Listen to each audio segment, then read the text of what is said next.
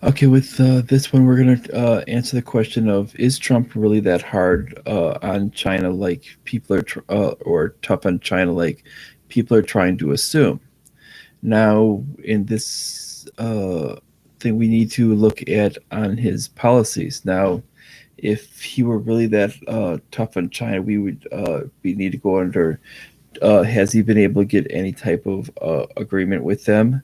Has he been able to negotiate them to get them to change policy? Um, has any of his policies been uh, positive or negative to the United States people? And has his policies actually been different than some of the predecessors that have actually that he proclaims as being weak?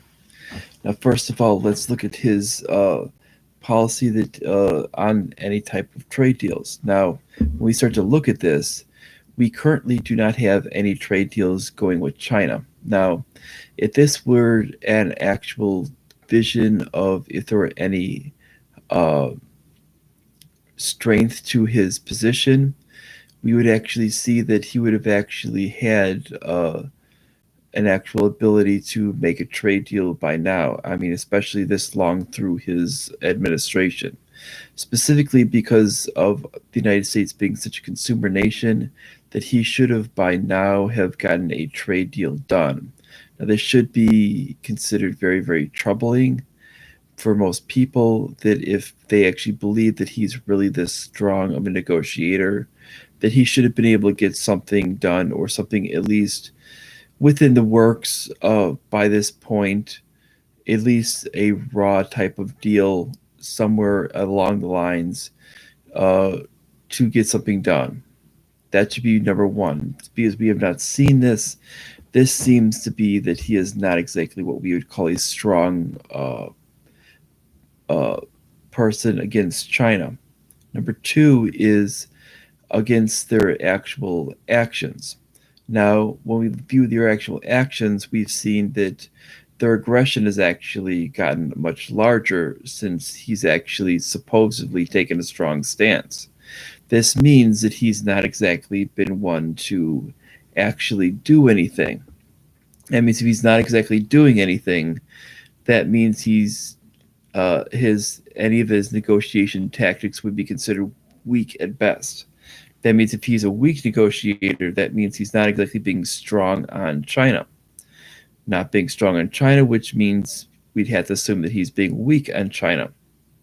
Number three, with it, we need to assume that if he's going to be weak in China, has he actually changed any of their human rights abuses? Currently, we've actually seen that their human rights abuses have actually gotten worse. In fact, we've actually seen that the NBA has actually turned a blind eye to it because they've actually had a lot of financial gains from China specifically, that they do not want to actually admit human rights abuses from China. And they still want to actually get the actual financial benefits from them. And because of this, we've actually seen that they do not even want to admit it with it, nor can you actually get a jersey that says Free Hong Kong on their customizable jerseys, but you can actually get many other slogans. It'll actually block you when you try to do this. Ironically enough, if you go to one of the Chinese uh, uh, uh, manufacturers that actually do different jerseys that are uh, counterfeits, you can actually get a counterfeit jersey from China that actually does say Free Hong Kong, which is ironic in that you could actually get the same exact thing without without actually having to pay for it, and that they're willing to do it just because of the money being there. Now, this shows you that basically that there's nothing going on, that we're not actually being strong. that Trump himself is not actually being strong. In fact, he's actually removed trade deals with Hong Kong, and this has actually pushed Hong Kong toward Xi, which is mainland China, the leader of mainland China. So when we see this, that is actually a horrible tactic, because you're actually pushing them to deal with mainland China, rather than actually becoming an ally of the United States. And that should become very, very troubling when you're actually trying to work an actual deal. When Hong Kong is such a major financial hub, you should actually want them to actually become an ally of the United States, and kind of work them in between to get an actual good deal with China. That's not going against them and having them basically rebuke you. It's not exactly the way to do this. He's actually gone against even Hong Kong media and accused them of of supporting mainland China, which is completely backwards. And this is where he's shown himself to be not strong on China, in fact, very, very weak. He's even shown that basically when our economy gets weak, he'll lessen points against this. And because of this, we have, let me get that 1 second.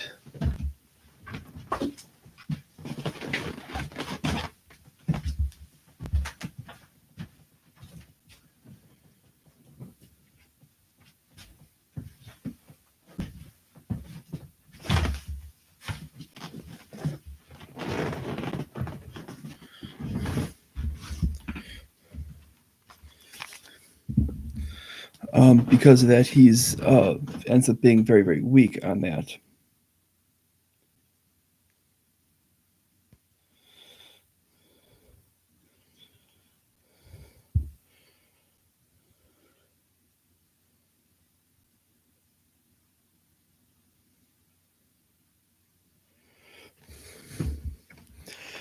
So when we see this, we see that he's weak in China. He's willing to push buttons, but not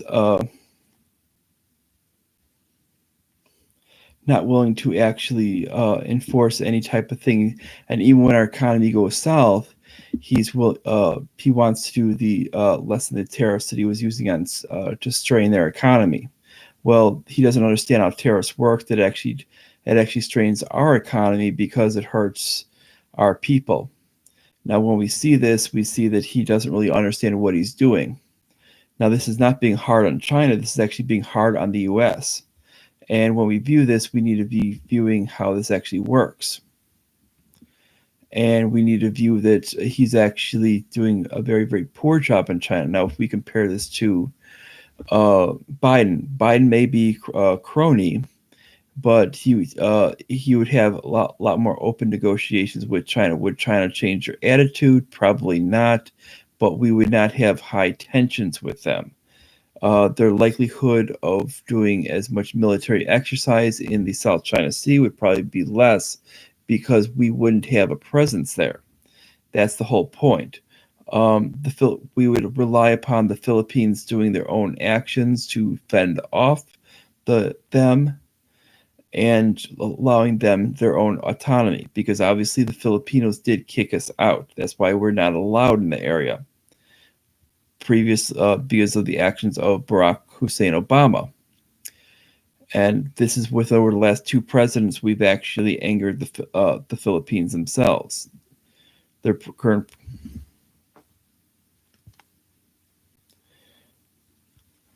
president is actually Duterte is actually very, very angry with us, because of how we've actually treated them, kind of as how they want us.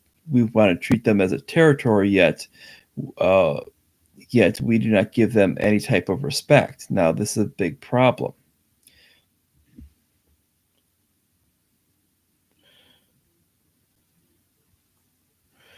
And because of this, we don't see any type of likelihood of repairing that anytime soon, unless we try to find any type of solution for this. Now we can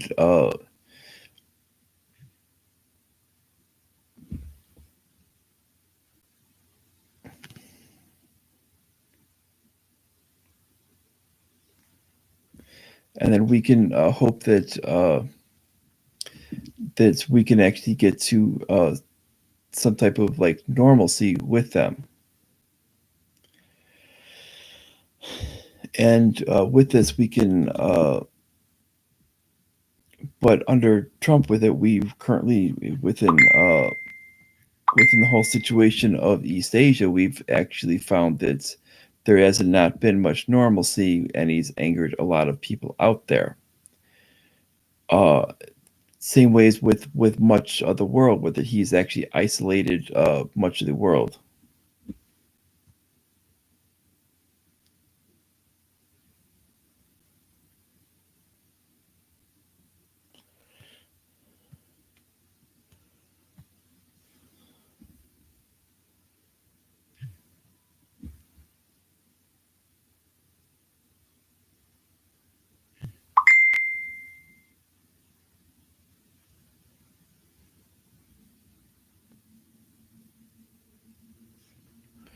And I'm probably going to cut it here. It's a very, very short video, but I think we go in over the point. And bye, everyone.